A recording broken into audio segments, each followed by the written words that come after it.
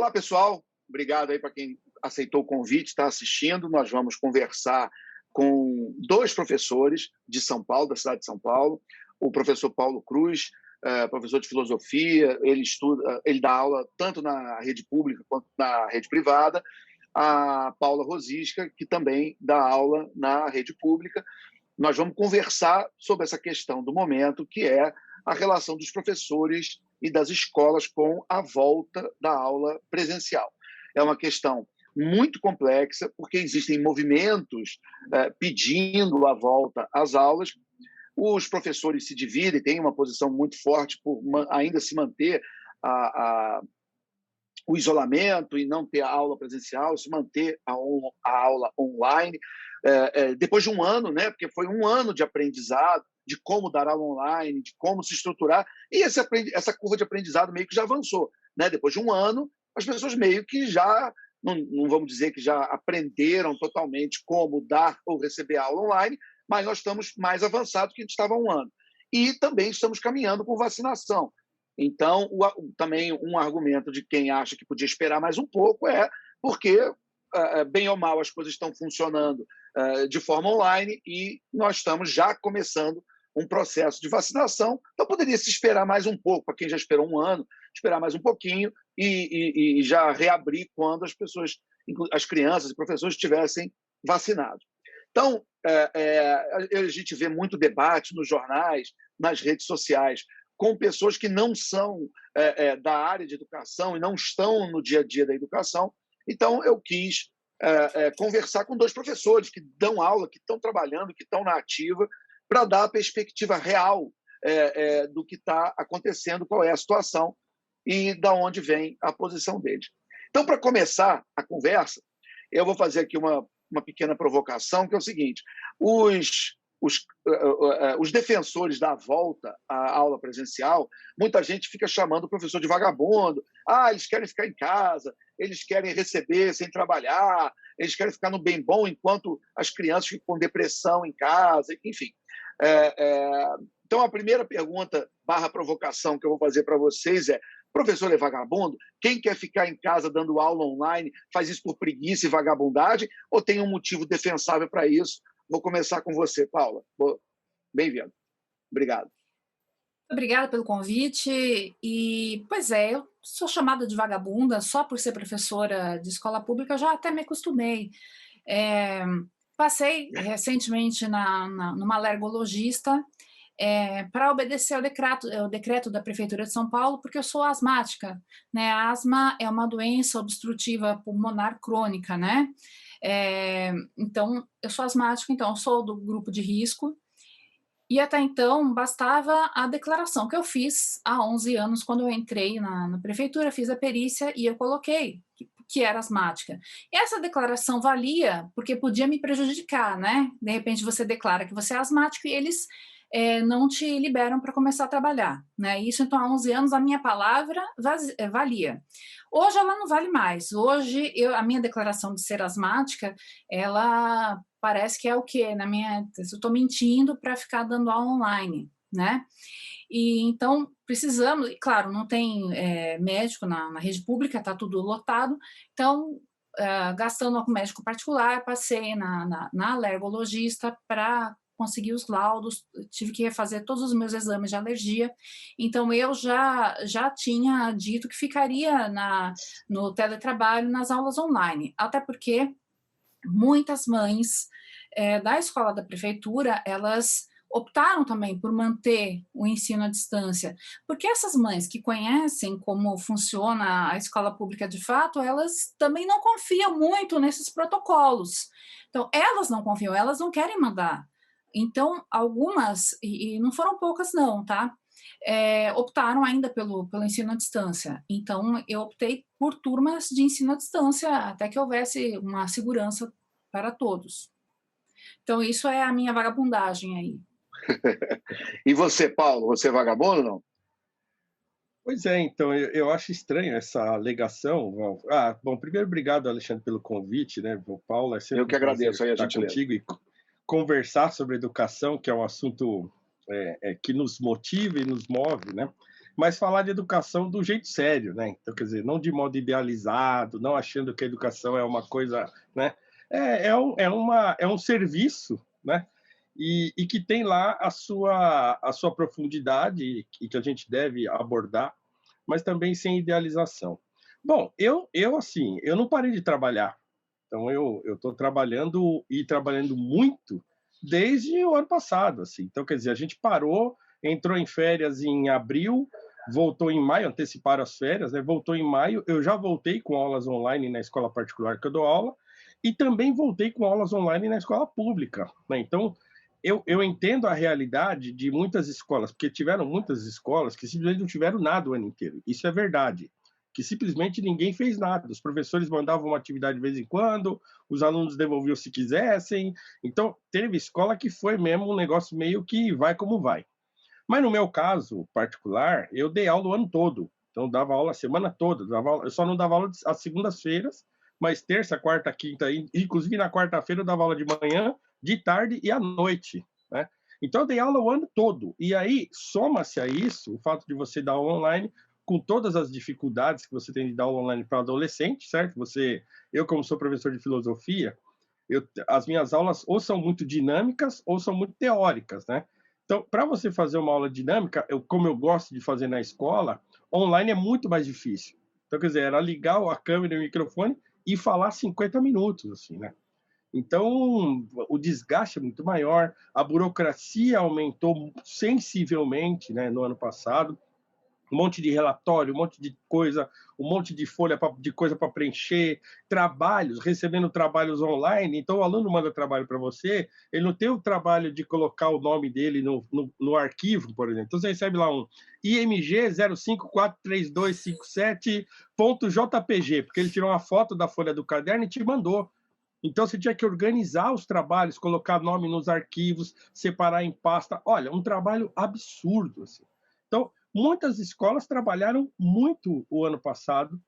Então, essa ideia de que o professor ficou o ano passado sem fazer nada, ela é falaciosa, né? Então, em alguns casos isso aconteceu, mas as escolas particulares trabalharam, eu acho que todas elas trabalharam, e as escolas públicas, uma boa parte delas também trabalhou, né? Então, assim, eu não sei em que momento que eu fiquei sem fazer nada, né? Muito pelo contrário, eu fiz e fiz muito mais, né? Então, a justificativa de que o professor ficou sem fazer nada, eu acho que vem da ideia de se contrapor ao sindicato, né? Porque o sindicato que se colocou, né, frontalmente contra a volta às aulas, e o sindicato que está aí batalhando por isso e tal. Então, eles colocam todo mundo no mesmo balaio, né? E se o sindicato está falando que é melhor não voltar, então é melhor voltar. Então, eles dizem que é o contrário, né? Mas Uhum. não é bem assim, né? Eu não sou sindicalizado, nunca fui, não tenho nenhuma simpatia pelo sindicato, apesar de reconhecer que nesse momento, inclusive, que os professores ficaram absolutamente desamparados, o sindicato teve serventia em muitos casos, inclusive casos que eu mesmo vivi. Então, eu acho que de excessos, por exemplo, de diretores de escola que queriam entulhar a coisa nos professores, e os professores reagiram, e a única maneira de reagir foi via sindicato, né? Então, isso aconteceu comigo, por exemplo. O sindicato que fez uma representação e que fez as coisas se equilibrarem e tal. Então, assim, é claro, a gente vive agora num mundo que não tem mais cinza, né? Ou você é preto ou você é branco. Então, ou você é contra o sindicato ou você é a favor. Então, o debate está nesse nível, assim. No nível do sentimento, porque ninguém entende porcaria nenhuma do que está acontecendo na escola pública, a não ser os professores e os funcionários, né? Então, quem está geralmente falando para que as escolas voltem, ou é uma pessoa que não conhece a realidade da escola pública, ou que vive numa realidade muito específica de uma escola privada lá de Pomerode, em Santa Catarina, numa escola, né? Numa realidade que é quase Alemanha, e ele acha que, porque a escola do filho dele está funcionando tudo certinho, as escolas aqui de Parelheiros, onde a Paula mora, ou do Jaçanã, onde eu moro, é a mesma coisa. E não é, né? Bom, agora, ainda fazendo um pouco de advogado do diabo, eu quero pegar a perspectiva de quem defende a abertura e dá a oportunidade de vocês responderem. Tem essa ideia de que a criança em casa ela fica depressiva, ela tem um monte de problemas, que o risco da criança na escola que, de uma doença que, aparentemente, ela tem uma letalidade, um índice de hospitalização muito maior em gente com comorbidade, idosos e tal, a criança que teria um baixo risco de desenvolvimento da doença, ela está tendo exposição a essa pressão psicológica de ficar dentro de casa, de não socializar, que isso traria problemas que não seriam necessários. Então, eu queria dar também a oportunidade de vocês responderem a esse argumento de quem pede a volta à aula presencial. O que você acha disso, Paulo? Olha, errados a respeito da questão psicológica, eles não estão. Sem dúvida, essa falta de convivência, aliás, quem está fazendo a quarentena corretamente está com problemas psicológicos, está mais deprimido, está mais ansioso. Uma piada que se tinha, né, que todo mundo tinha engordado na quarentena, né, porque ficava em casa nervoso, ansioso, não é piada comendo. Não, hein? Não é piada, não. Não é? É verdade, é verdade. Pois é, então assim, todo mundo, e o pessoal passou a beber mais, eu estou falando isso para adulto, né? O adulto começou a ter problema. Naturalmente, a criança também teria, o jovem também teria, alunos meus que não tinham esse tipo não apresentavam antes sintomas de ansiedade, começaram a demonstrar. Então, assim, é lógico que há um dano psicológico, né, do próprio isolamento. Quer dizer, uma criança não é questão somente da escola, mas uma criança não poder brincar com outra, não poder sair de casa, elas estão presas, né? Quer dizer, muitas, né? Outras pessoas falam, eu estou vendo criança na rua empinando pipa e não acontece nada, né? Que bom que não aconteceu nada, né? Mas aí, assim, quem é mais rigoroso, quem é mais preocupado com isso, também não vai ficar deixando o filho sair. Aliás, não estão brincando nem em parquinho de condomínio. As crianças que têm saúde mais frágeis, né, mais alérgicas, elas não estão nem podendo brincar com o vizinho no condomínio, né, por uma questão de precaução.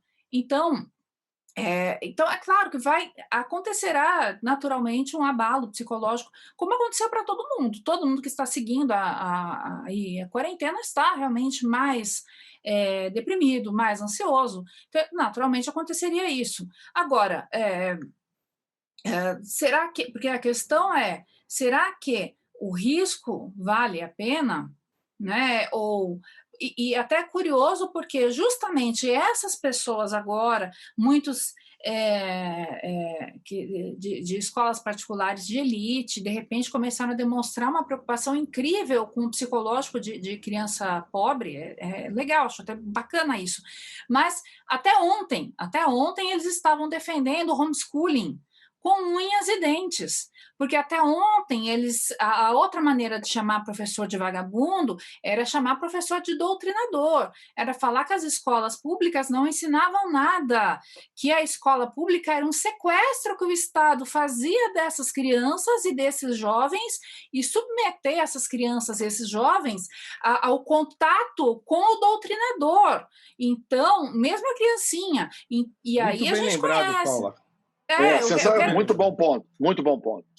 Eu lembro disso porque, claro, né, a gente é chamado de vagabundo, doutrinador comunista, e quem dá o tapa esquece, mas quem leva fica com a marca, né? Então, eu estou lembrando disso porque são as mesmas pessoas. E eu nunca fui contra o homeschooling, porque eu entendo, sim, que há questões também emocionais do aluno que sofre muito bullying, e isso acaba sendo menos na escola pública, a questão de bullying, mas em escolas particulares, e mais a gente vê nas escolas americanas, é uma coisa muito séria, e tem pais que não conseguem lidar com isso, tem adolescente que chega ao suicídio por essa questão, uma questão emocional, não é uma convivência boa, e também há a questão também de muitas crianças que convivem com outras começam a pegar vários tipos de doenças, não Covid, mas N outros, muitos resfriados, conjuntivite, otite e tal. Então, essas doenças de crianças, elas foram drasticamente reduzidas nesse período de isolamento, essas doenças mais comuns em crianças, né? Então, assim, eu sou a favor da liberdade dos pais. Os pais que acham que podem, sim, educar em casa e fazer o homeschooling, eu acho que eles devem ter esse direito. Só que é curioso como as pessoas que defendiam isso e falavam que o professor era o ser mais nocivo, que ele ia lá para falar o que de sexo, né? Para ficar ensinando criança a fazer sexo, para ficar recrutando militante para partidos para a causa comunista, socialista, de repente a escola é o lugar que vai salvar os adolescentes da violência doméstica, da violência sexual, é o lugar que salva o emocional, porque a educação. Então, eu quero entender exatamente o que eu sou, se eu sou doutrinadora, se eu sou vagabundo. Aliás, outra coisa, o pessoal... Você é psicóloga também, né? Sou psicóloga também, eu sou incrível, eu sou muita coisa, né? Mas aí eu também queria entender uma coisa, o pessoal do Escola Sem Partido, eles insistiam na questão de filmar a aula, né? Escola filmar Sem Partido, a aula... isso existe ainda? Então, agora não mais, né? Porque assim, não, tem que filmar a aula para ver o que esses professores estão fazendo na sala de aula. Essa aula tem que ser transmitida para os pais verificarem tudo que esses professores estão fazendo. Pois muito que bem, as minhas aulas são todas gravadas, elas ficam no drive da turma, e para o aluno que não consegue acessar o drive da turma, eu baixo o vídeo da aula, eu coloco no YouTube, eu coloco não listado, porque eu não quero que eles venham aparecer ali, né? Se bem que eles nem ligam a câmera, mas de qualquer maneira eu aviso a eles que essa aula vai ficar e eu passo o link para eles. Então, só quem tem o link consegue ver. Então, eu mando o link dessas aulas. Então, todas as minhas aulas estão disponíveis. Eu quero que verifiquem, eu quero que os pais dos meus alunos vejam o que eu estou fazendo com eles. E eu coloco todos os links, tudo lá. Mas agora isso não serve mais. Agora, a aula que é filmada, eu quero que seja filmada. Agora não serve mais, porque agora eu não sou mais doutrinadora. Agora eu sou o quê? Eu só estou filmando a minha aula da minha casa, gastando a minha internet, gastando espaço no meu computador, apenas porque eu sou vagabunda e eu não quero ir para a escola. Né? Então, de repente, mudou. Ou seja, é um perde-perde, né? Não é o ganha-ganha, é o perde-perde. Se você quer trabalhar normal, você é doutrinador.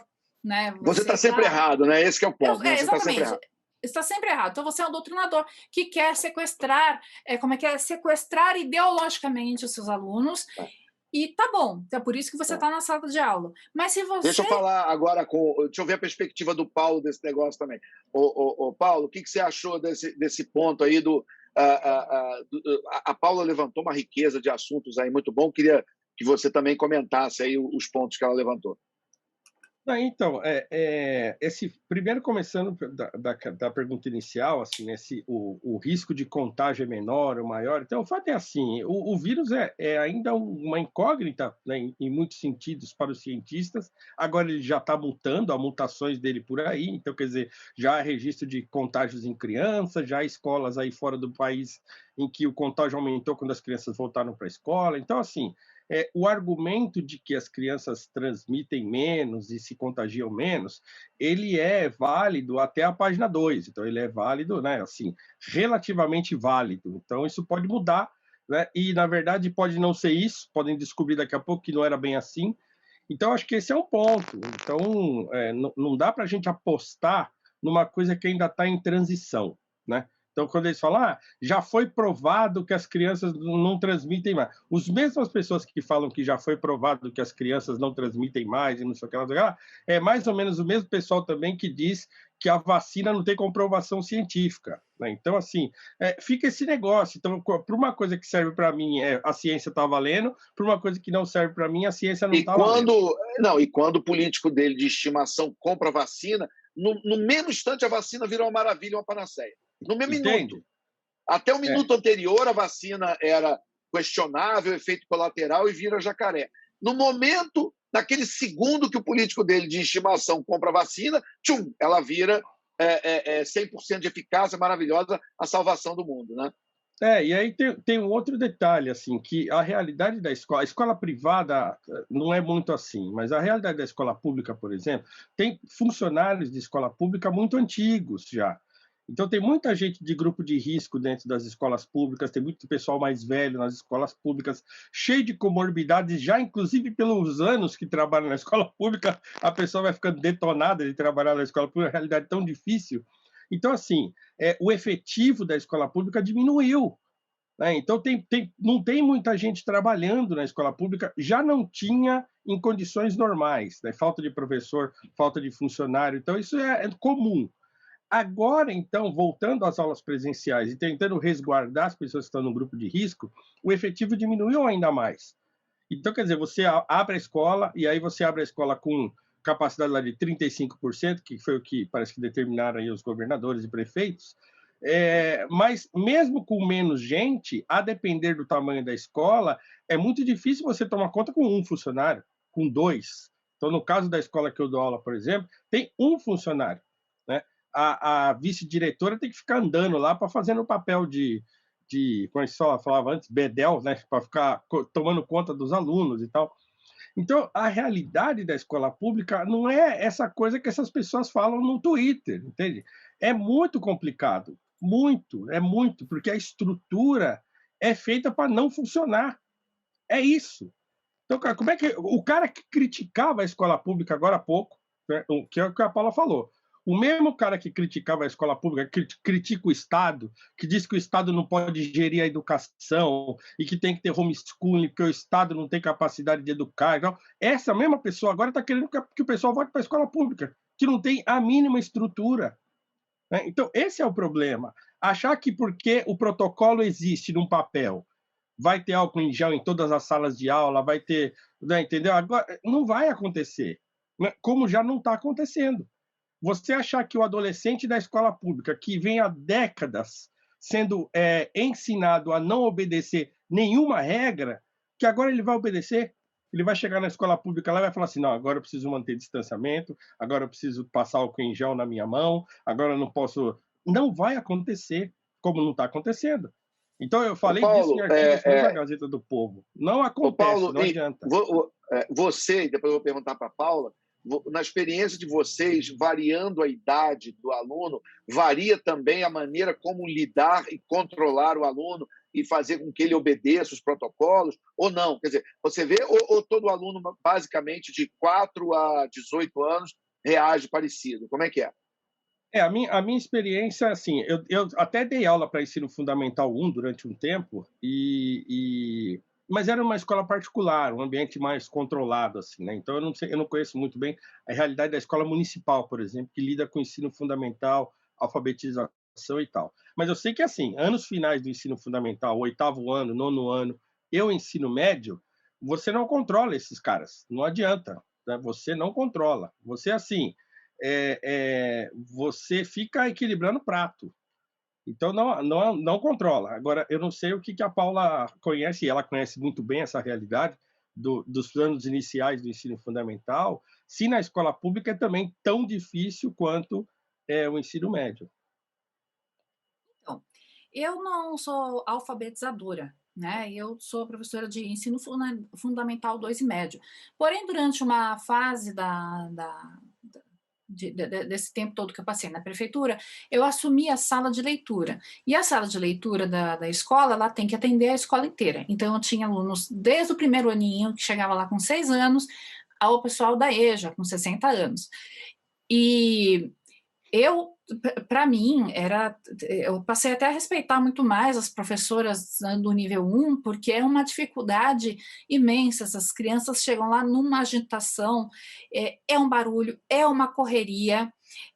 Tem até uma piada lá do Diogo Almeida, humorista, que ele fala assim: uma criança em si já é aglomeração, parece que elas já tem vários espíritos, então é uma aglomeração ali. A É criança em si, verdade. sozinha, já é ali, parece que você não dá conta daquela uma. Então, assim, elas correm por qualquer motivo. Por que criança corre? Eu não sei, não se sabe. Você entra no pátio da escola, elas estão correndo e sacudindo a mochila. Eu já tomei muito pisão, já tomei nossa, né, porrada com essas mochilas deles. E eles não param nem para pedir desculpa. Eles param porque bateu em você e volta a correr para o outro lado. Eles correm. E tá um calor. Vocês acham que eles vão ficar correndo de máscara? Não vão ficar correndo de máscara, eles vão tirar a máscara, porque uma hora vai encher o saco, porque eles não têm essa noção de autopreservação, tanto que eles se machucam muito, né? Aliás, coisa que quando eu só trabalhava no ensino médio do Estado, não era comum isso de ver criança se machucar, se arranhar, levar tombo, porque, né? Ensino médio, o pessoal é mais apático, né? O pessoal só quer chegar e dormir na sala de aula e vai em ordem mais ou menos, né, para o intervalo. Criançada corre que nem louca na escada, se machuca. Isso é normal de criança, isso é normal de criança. Eu acho que criança é mais incontrolável ainda. Quando elas voltarem, né, elas voltaram morrendo de saudade dos coleguinhas. Vocês acham que elas não vão ficar perto? E falo isso porque aí, até o ano retrasado, trabalhando com o 6º ano do Fundamental, eles adoram sentar juntos, eles adoram ficar no colo um do outro, por mais que tenha cadeira, quando tem, né, para todo mundo, eles gostam, eles aglomeram. Uma das coisas que eu sou a estressada, né, sou a professora estressada deles, mas é assim, você chama para corrigir um caderno, por exemplo, vem trazer o caderno para você, e no que você abaixou a sua cabeça para corrigir, tem 15 em volta da sua mesa, que eles fazem a famosa sainha. Eles te fecham e você fica lá sem ar e você não enxerga o que os outros estão fazendo na sala de aula. Isso é uma sala de aula normal, tá? Fora de pandemia. Então, eu já estava usando até máscara antes do isolamento, eu já estava indo de máscara e eu sempre fui um tanto neurótica com isso, né? Não chega tão perto assim, porque existe uma troca aí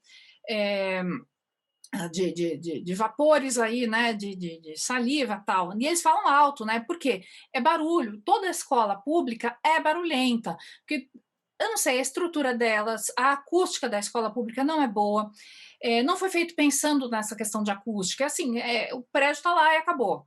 Então, a escola que eu estou, ela tem uma avenida na frente, com um ponto final de ônibus, e aí, assim, é ônibus passando, é caminhão do gás, carro com pancadão, às vezes passa, e fora o barulho das outras turmas do pessoal conversando. Então, o professor tem que falar cada vez mais alto. Tudo bem, a gente vai falar de máscara, mas entre eles também vão falar alto. E aí, eles não dá para entender o que o outro está falando, porque a máscara dificulta. Então, eu não entendi, fala alto, e tira a máscara e berra.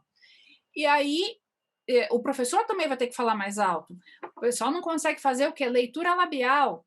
Alunos com dificuldade auditiva, né, os surdos que têm baixa audição, muitos têm que fazer leitura labial. Isso eles já não vão conseguir fazer, porque o professor vai estar de máscara, alguns vão estar de máscara e face shield, né?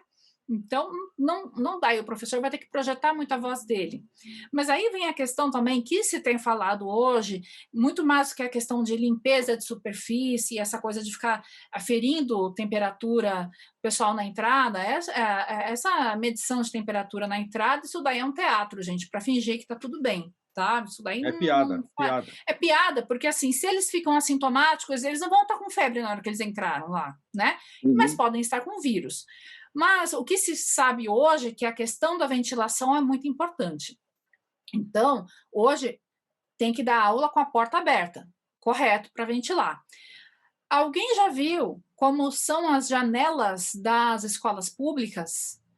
O Paulo pode falar para mim, eu não sei como que é a dele, mas toda a escola pública onde eu já estive, onde eu voto, né? Todo mundo já teve uma escola pública para votar na eleição. É uma janela encomendada de uma serralheria, e são uns vidros de 15 centímetros. Que abre, né? Isso. Isso, de 15 centímetros. A abertura tem o quê? Um ângulo. Assim, deve dar o quê? 45 graus. Eu acho que... Isso, então acho que não chega a abrir. 45 graus, assim. Então acho que não chega a abrir, cada uma delas não chega a abrir 5 centímetros, cada um daqueles vidrinhos. Então, você não tem... Fica com jeito de persiana. Isso, exatamente, só que com vidro. Só com vidro. E concreto, e é aquele calor, calor, calor. Aí você vai ligar o ventilador, se tiver o ventilador funcionando, que também tem isso, né? Sempre quebra, porque eles quebram, né? Eles depredam.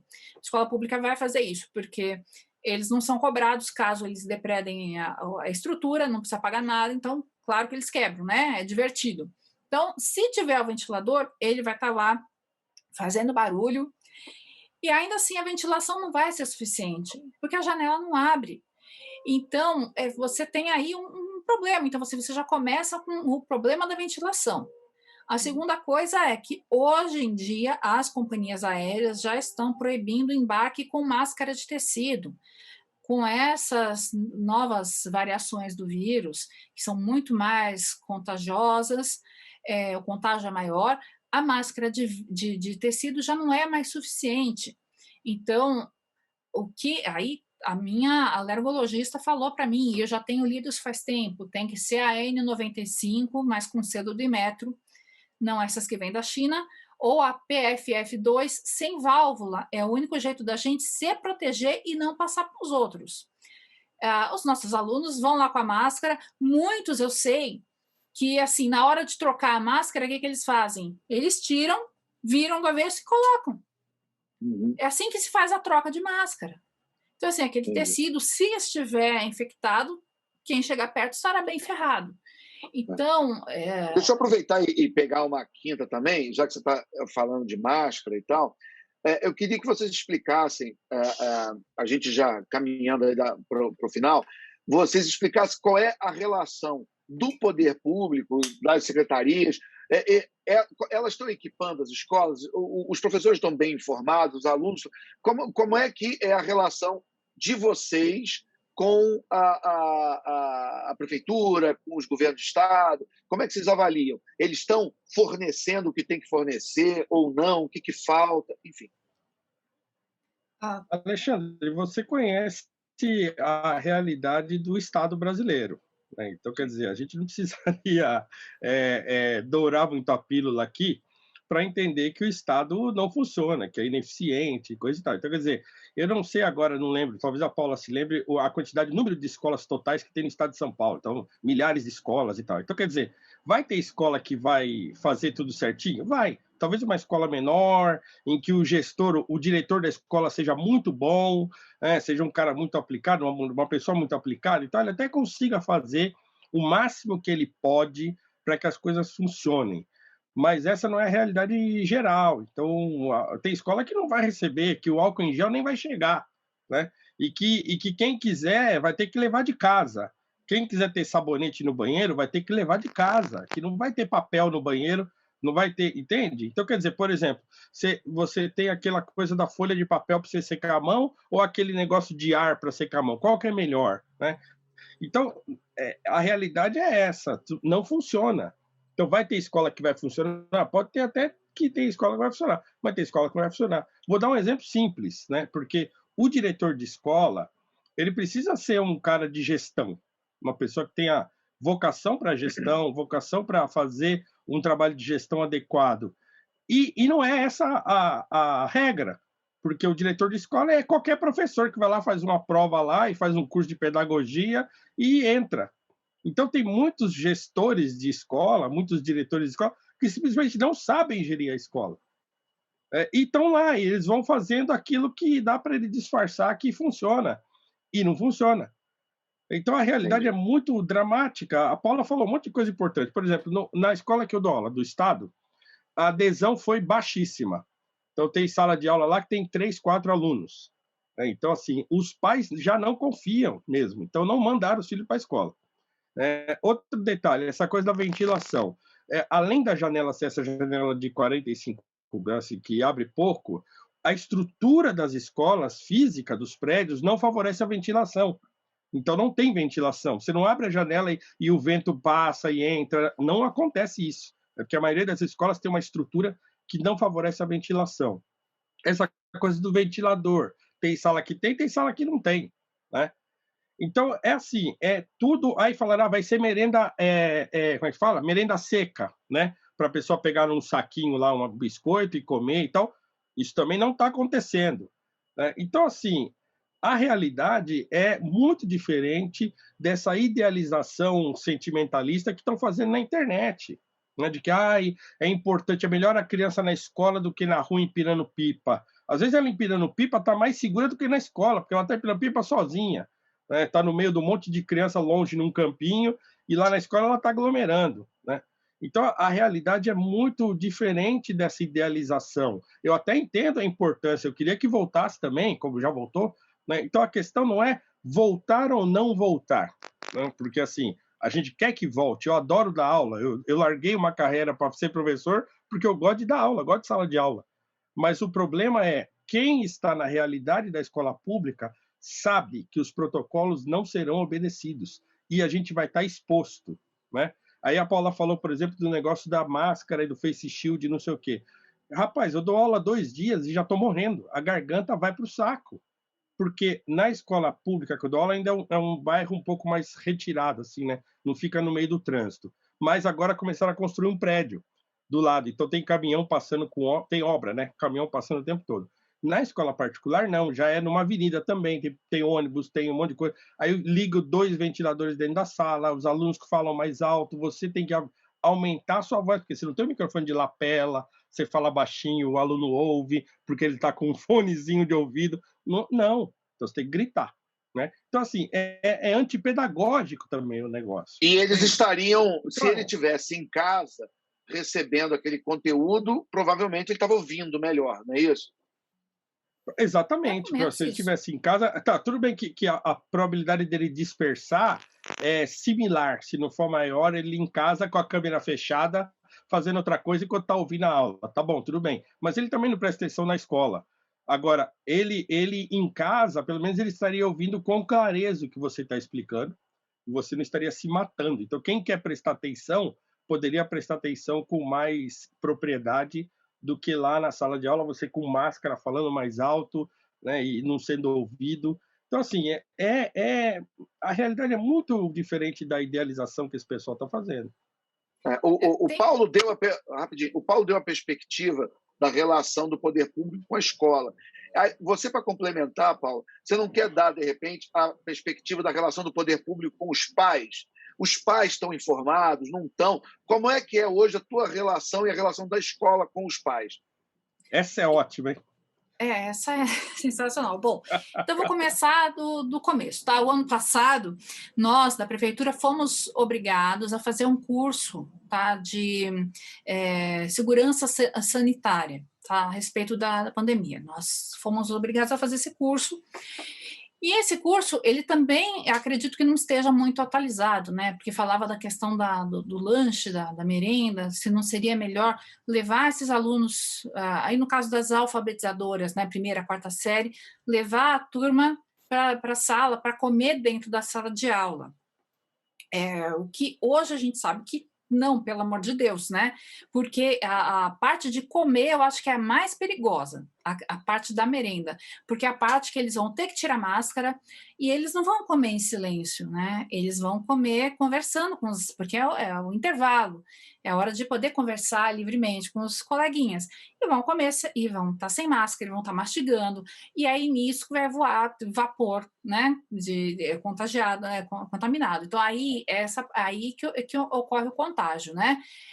Eu vejo assim alguns estudiosos falando da questão do restaurante, de evitar restaurante, pegar assim o delivery, o drive-thru, mas não comer lá. Então essa questão da festa é mais pela questão da hora da comida, tá? Então essa parte da merenda vai ser um problema, né? E aí, sobre a relação do poder público com os pais, olha, eu não sei exatamente o quanto que o governo explica para os pais a real situação. A verdade é que no começo do ano, nós recebemos a instrução de seguir o plano do Instituto Ayrton Senna de retorno às aulas, e logo de cara falava que a coisa mais importante era que nós passássemos para o aluno a sensação de segurança, de retomada da normalidade. Eles enviaram esse material, e isso foi discutido no planejamento. E ao ser discutido isso, eu já tive que arrumar encrenca, porque eu falei, eu não vou mentir, nem para o aluno, porque o aluno vai levar essa informação para os pais, que está tudo normal. Eu não serei irresponsável eu não vou causar a sensação de normalidade, porque não está normal, as coisas não voltaram ao normal, ninguém foi vacinado. Então, qual que é a diferença de março agora de 2021 para março de 2020? é que o contágio está maior. A gente está com um maior número de mortes desde então, porque ninguém foi vacinado, ninguém da comunidade escolar foi vacinado. Então, assim, não tem diferença. Só que o ano passado precisava de distanciamento, agora querem que a gente finja que está normal. As mães que são mais, digamos, mais escoladas, por assim dizer, né, que conhecem melhor a realidade da escola pública, muitas optaram por não mandar de volta o filho. E aí, o que aconteceu? Uma coisa que eu achei interessante na Prefeitura de São Paulo foi o seguinte: mas a mãe não quer mandar o filho, mas ela tem problema de internet na região dela, ela não tem um computador disponível. Então, o que acontece? Ele vai receber as atividades da semana, a escola vai imprimir essas atividades, os professores vão enviar para esse aluno as atividades dele, e aí, uma vez por semana, o pai retorna para a escola para entregar essas atividades para os professores. Então, elas vão sendo corrigidas remotamente, mas para o aluno não precisar frequentar esse ambiente. Então, na prefeitura há, então, essas 3 modalidades. Tem aluno que está no presencial, que são poucos, porque a maioria das mães não quis, tá, pelo menos na minha escola. Então, o pessoal terá essa liberdade de mandar, de ficar só no online e manter a distância, mas com material né, digamos, físico aí, né, com material impresso. Então, para não ter problema. Então, assim, os pais têm essas 3 opções na prefeitura, aqui na região. Agora, e eles fizeram, viu, muitas consultas aqui, que eu sei, na DRE Capela do Socorro, muita consulta aos pais, o ano passado todo, e a maioria optava por não voltar. Então, quem conhece, sabe. Então, esses pais conhecem muito bem, eles sabem o que é o poder público. Agora, Entendi. eles estão sendo prejudicados por não mandar o filho para a escola? Eu acho que estão, né? Muitos já voltaram a trabalhar, onde vai deixar esses filhos? Mas muitos deles optaram por não. A gente se vira, arruma alguém para cuidar. Deixa eu fazer tem perguntas. Detalhe, Alexandre, tem um detalhe importante que eu acho que vale a pena falar ainda desse negócio da relação dos pais com o poder público. Vou dar um exemplo prático, não sei se a Paula já está por dentro disso. O que o governo prometeu? Que os professores, porque tem o lance da internet, né? Da aula online, da internet, você tem que usar a sua internet para dar aula lá. Então, o governo prometeu que ele ia, olha que coisa espetacular, que ele vai enviar um chip para as escolas e cada professor vai receber um chip para colocar no seu celular e aí você tem a internet do governo com chip. Ou seja, no meu caso, já me ferrei porque o meu celular não tem 2 chips. Então, eu não vou ter que ficar trocando, tirando o chip do meu celular, colocando o chip da escola para poder dar aula, mas não é só isso. O governo também agora inventou que os professores que vão receber o chip, eles vão ter a tarefa de entrar em contato com os pais que não mandarem os filhos para a escola. Olha que coisa maravilhosa. Então, quer dizer, você vai dar aula, e aí você vai fazer uma chamada lá, e você, na sua chamada, vai ter lá os alunos que têm que estar na aula. Se você perceber 2 dias que o aluno não apareceu, você, professor, vai ter que botar o chip lá da escola e ligar para o pai do aluno ou para a mãe, entrar em contato com os pais. Você, professor, entrar em contato com os pais para saber por que o filho dele não está na escola, se ele está na lista de estar na escola. Esse é o nível de organização do poder público. Entendeu? Não tem o mínimo então, sentido. Tenho mais uma para vocês, tá? Porque assim, eu tenho elogiado a prefeitura por eles abrirem essas 3 possibilidades para os pais, mas agora eu não consigo elogiar porque sempre vem alguma coisa para cima, né? Então, quem é do município de São Paulo sabe que desde o Serra existe essa distribuição de uniforme completo e de material para os alunos, né? E o uniforme da prefeitura contempla até o tênis, meias, tá? E este ano, o governo Covas fez uma coisa que eu considero muito boa, se tivesse funcionando, que os pais receberiam um cartão pré-pago para poderem comprar esse uniforme nas lojas que quisessem. Claro que teria que ter um padrão de cor e tal, e o logotipo, mas poderiam escolher. Então, os pais poderiam montar o uniforme como fosse mais adequado para aquele aluno. Então, eu quero mais camisetas, eu quero menos bermudas. Meu filho não usa bermuda, então eu quero só uma calça, 2 calças, enfim. Então, o pai teria essa liberdade com este cartão, esse voucher aí da prefeitura, de adquirir uniforme nas lojas cadastradas. Outra coisa seria a questão do material escolar também, que os alunos recebem um kit todo ano, que vem, acho que 3 cadernos grandes, mais uma quantidade de lápis, borracha, apontador e réguas. Então, cada prefeito que entra muda esse material, às vezes coloca tesoura, guache, às vezes tira. Os pais também receberiam um cartão para compra desse material. E os pais, e aí sim poderiam qualquer loja cadastrada, e o material é livre. Então, se você quiser comprar canetinha de gel para o seu filho, não é necessário, mas você quer, você compra, você tem esse dinheiro, ele vai escrever logo só com canetinha de gel. Tá? Então, tudo bem. Que eu acho que é importante que se tenha até os pais controlem, regulem isso, que os filhos saibam também, porque muitas vezes acontecia o quê? No dia que você entregava esse material, eles saíam arrancando folha de caderno e fazendo guerrinha de bolinha, porque parece que veio do governo, então não veio de graça. Quando tem esse ato da compra do material, você viu a sua mãe comprando, você foi lá e comprou esse material, já tende a desperdiçar menos. Então, eu estava aplaudindo essa iniciativa, eu estava achando muito boa, até porque o dia da distribuição de material, de uniforme, também causa uma aglomeração, e não tem funcionário suficiente também para isso. Então, eu estava comemorando, estava achando, olha, fantástica a prefeitura. Só que o que acontece? No meio de fevereiro, eu descobri que o Tribunal de Contas do município recusou isso foi rejeitado. Então, o que acontece? Tiveram o ano passado inteiro para colocar isso em prática, para jogar para julgamento do TCM, para, caso rejeitado, voltar a proposta, refazer, tá tudo pronto, né, no começo do ano. Não. Ou seja, o que está acontecendo na prefeitura? Não tem material, não tem uniforme, não tem material, os alunos estão indo sem material escolar, estão indo sem uniforme. Eu tenho a impressão de que não tem nem livros, livro didático, que já estava faltando antes também, nunca chega a quantidade suficiente.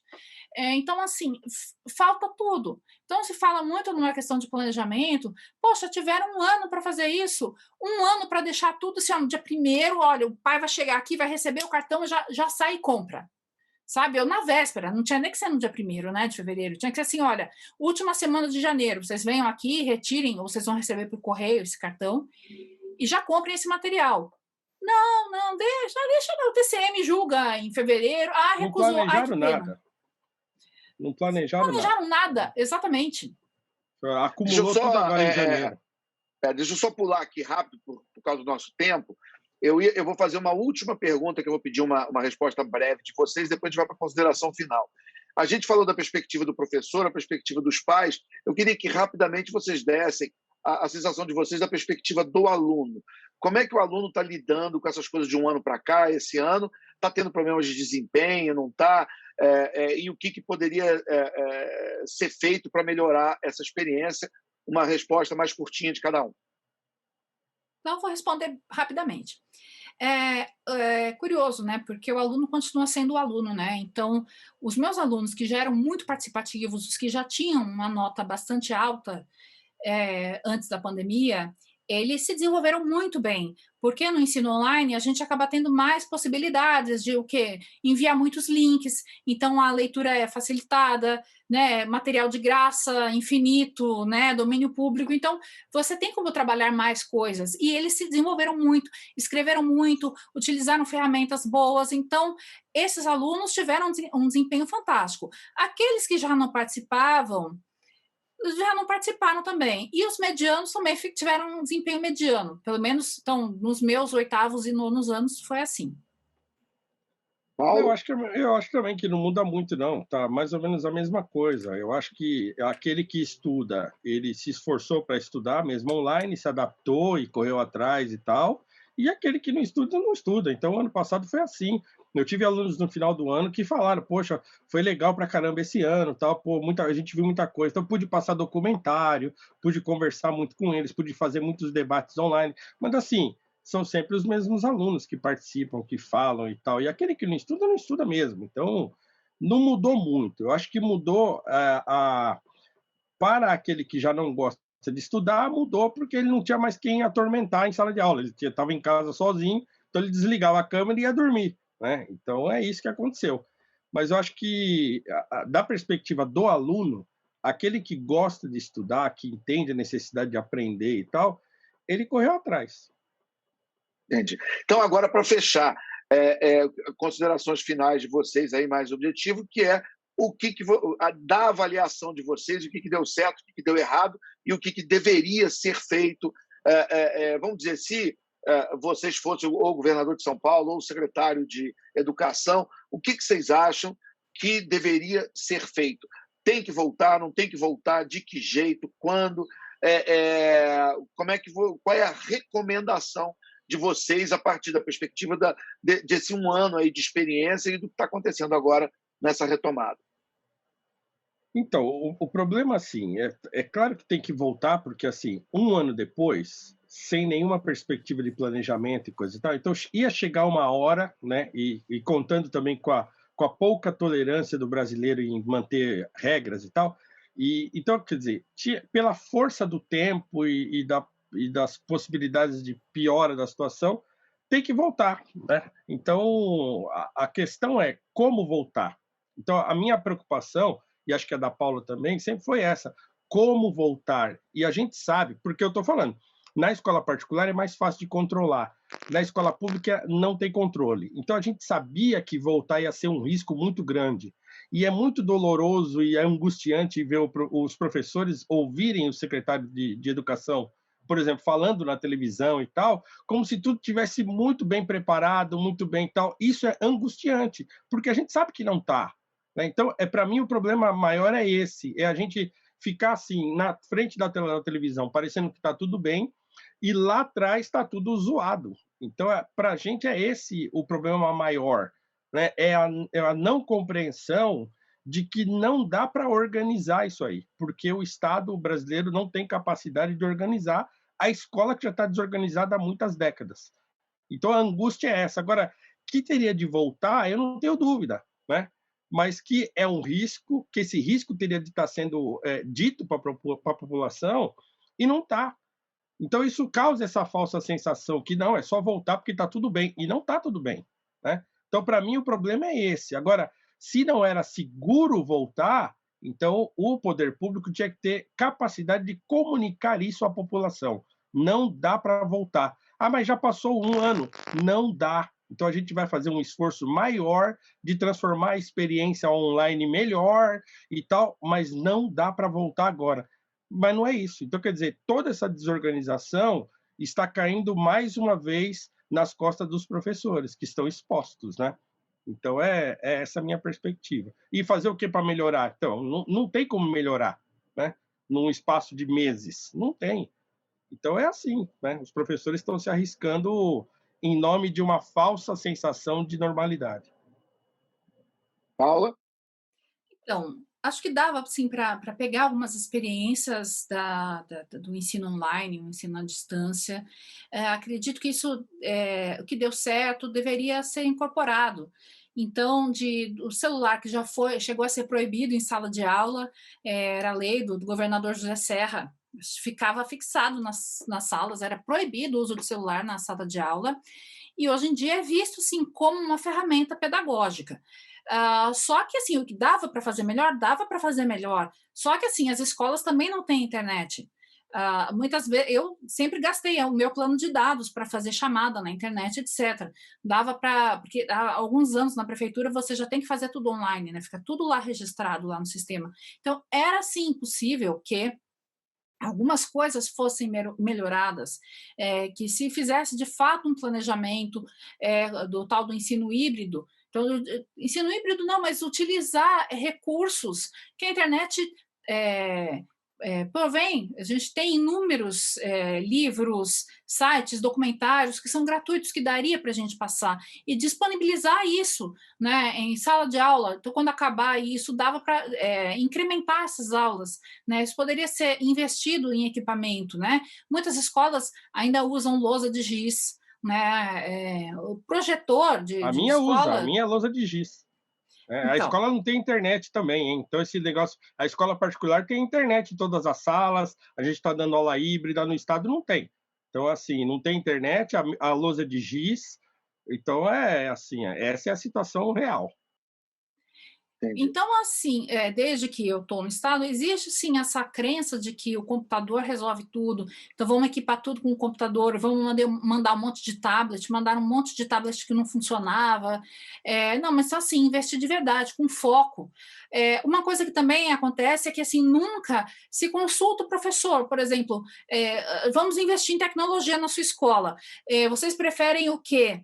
Equipar a sala de informática com computadores novos, ou vocês preferem colocar um projetor em cada sala, ou montar 2, 3 salas de vídeo, mas que é assim, você chega, coloca o seu pendrive lá, e o vídeo a aula que você já preparou, será ali passado.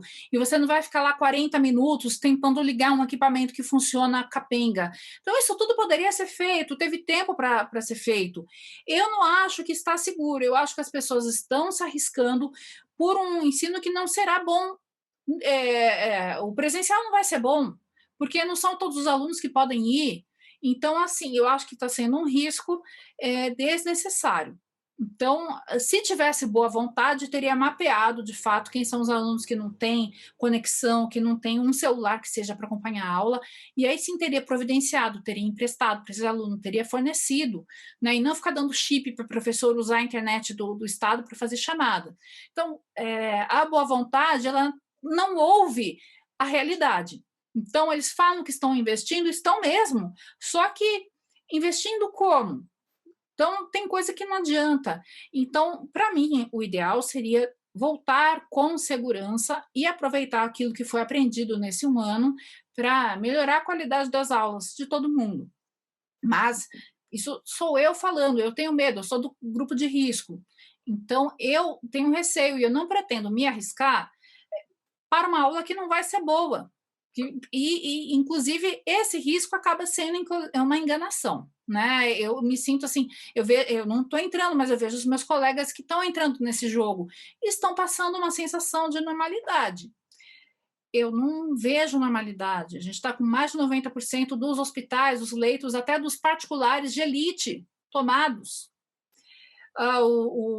Vi hoje que o governador do Rio Grande do Sul decretou no dia 15 de fevereiro que não era mais para limitar o número de alunos a 50% na sala de aula, era para voltar todo mundo de uma vez, desde que mantivesse a distância de 1,5 metro. 10 dias antes, entrou em colapso. Então, eu não sei, eu acho que a realidade, ela mostra assim, que toda vez que abrem as escolas e que se finge uma normalidade, tem surto. Tem aumento de contágio. Começou em Manaus, viu? Manaus começou com isso em agosto. Nós vimos o que aconteceu. Então. E depois dezembro, né? Quando teve todo aquele lance em dezembro em Manaus, de negacionismo e tal, em janeiro, infelizmente, muita gente pagou a conta. Então, e paga-se a conta. E assim, e tudo bem, eu entendo que cada um tem seus interesses, cada um tem as suas crenças, mas já sair agressivamente chamando de vagabundo aquele que questiona e fala, mas é seguro mesmo? Aqui não me parece seguro. E já meter um carimbo de vagabundo não me parece um tipo de negacionismo também. Então, Perfeito. Eu acho que deve se verificar a realidade antes. Perfeito. Olha, queria agradecer demais vocês dois, Paulo Cruz, Paula Rosisca. Nossa, é muito conteúdo. Eu acho que quem assistiu, ficou com a gente até aqui, vai aproveitar demais dessa conversa. Claro que é impossível esgotar esse assunto, dá para falar mais 3 horas, mas eu acho que pelo menos um panorama geral a gente conseguiu dar. Então, muito obrigado a vocês dois e vamos regularmente voltar e dar sempre que vocês puderem, tentar atualizar o pessoal em relação às questões de educação, não só em relação à Covid, mas também à Covid, que é essa urgência de saúde pública tão séria envolvendo o país, na pior fase de todas, desde que começou, nós passando aí da marca de 1.500 mortes por dia. Então, essa curva que estava diminuindo na cabeça de alguém, que o risco estava acabando, que já está. A gente não está vendo nada disso. O que a gente está vendo é o contrário, está aumentando. Né? Então, e para quem se diz conservador, a posição conservador é sempre pelo menor risco. Na dúvida, você opta pelo que traz menos risco. Né? Quer dizer, abre ou não abre o hospital de campanha? Abre, na dúvida, abre. Mas depois de 20 dias não usou. Tudo bem, você queria o contrário? arriscar de não fazer o hospital e eventualmente precisar. Enfim, então, a posição conservadora, ao que me parece, é essa, né? A gente, na dúvida, numa doença nova, numa pandemia com altíssima taxa de contágio, o que a gente puder fazer para preservar vidas, para lutar em nome da vida, que é uma bandeira que muita gente tem por aí, a gente tem que optar hoje, me parece, pelo que for mais seguro, né? Pecar por excesso, mas tentar, da melhor forma possível, preservar vidas. Então, obrigado, Paulo Cruz, obrigado, Paulo Rosisca, obrigado a todos que acompanharam a gente aqui até agora.